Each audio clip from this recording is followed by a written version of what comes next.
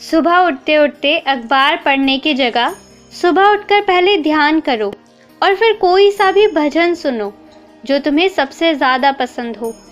सुबह सुबह नकारात्मक विचारों से शुरुआत नहीं करनी चाहिए और बाद में तुम देश दुनिया की खबरें भी लेते रहा करो। अब सुनो, साफ सफाई में तुम भी हाथ बटाओ। जो पुरानी टूटी फूटी चीज़ें हैं जिनका अब कोई उपयोग नहीं है, उसे या तो कूड़ेदान में डालाओ या फिर अगर तुम्हें लगता है कि उसे बेचा जा सकता है तो उसे बेच दो। कई सालों से जो तस्वीरें तुम्हारे घर पर पड़ी हुई हैं, कुछ तुम्हारे परिवार की, कुछ भगवान की, तो कुछ इधर उधर पेड़ पौधों की, उन सबको पोंछो, साफ से रखो।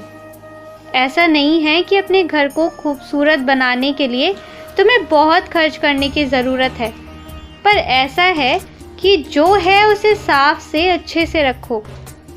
मेरे कुछ बच्चों का बहुत मन होता है ना कि उनके घर पर रंगाई हो, उनके घर की दीवारें भी खिल उठे, तो फिर तुम निश्चिंत रहो। बहुत जल्दी मैं पैसों का बंदोबस्त कर भी दूंगा और कौन ये करेगा ये भी मैं ही तय करूंगा। एक साईं भक्त आएगा जो तुम्हारे सारे काम पार लगवा देगा, व्यापार में भी वृद्धि होगी।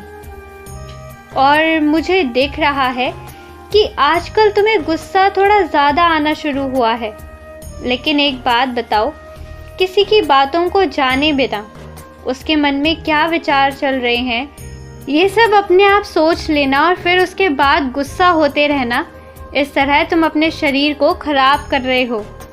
जो ये इतना गुस्सा अपने अंदर आना शुरू हुआ है, उसके पीछे का एक कारण भी है कि तुम अपनी निजी ज़िंदगी से बहुत परेशान हो।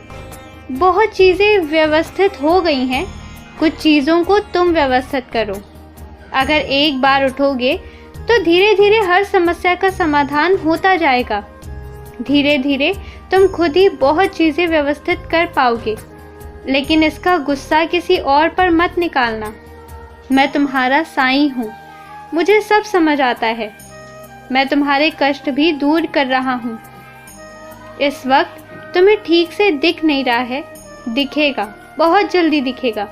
लेकिन हर बच्चा अपनी अपनी ज़िंदगी में किसी न किसी मुश्किल से जूझ रहा है, या तुरंत ही जूझ कर निकला है, या फिर तुरंत ही उसे किसी नए सवाल का जवाब देना है। और इसलिए ऐसे में दूसरे से ज़्यादा उम्मीद मत रखो। कोई तुमसे बात करने आए तो बहुत प्रेम से करो, और कोई अगर बात ना करना चाहे तो ज़ोर ज़बरदस्ती भी मत करो। और तुम्हारे इस गुस्से का निवारण है मेरे पास। जब भी कोई तुम्हें अपशब्द बोले या अपशब्द लिख दे, तो फिर तुम उसी वक्त जय साईं राम बोलना शुरू करो या जय साईं राम लिखना शुरू करो। अब की बार शिरडी आओगे ना, तो यहाँ से तुम अपने लिए कुछ लेकर जाना।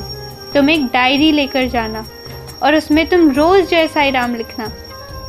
और अगर तुम नहीं आ सकते तो कह दो, मैं तुम्हें खींच कर यहाँ ले आऊँगा, क्योंकि मैं तुम्हें अब यहाँ देखना चाहता हूँ। तुम जल्दी से मन बनाओ और मेरी शिरडी आओ। खुश रहो, बहुत खुश रहो।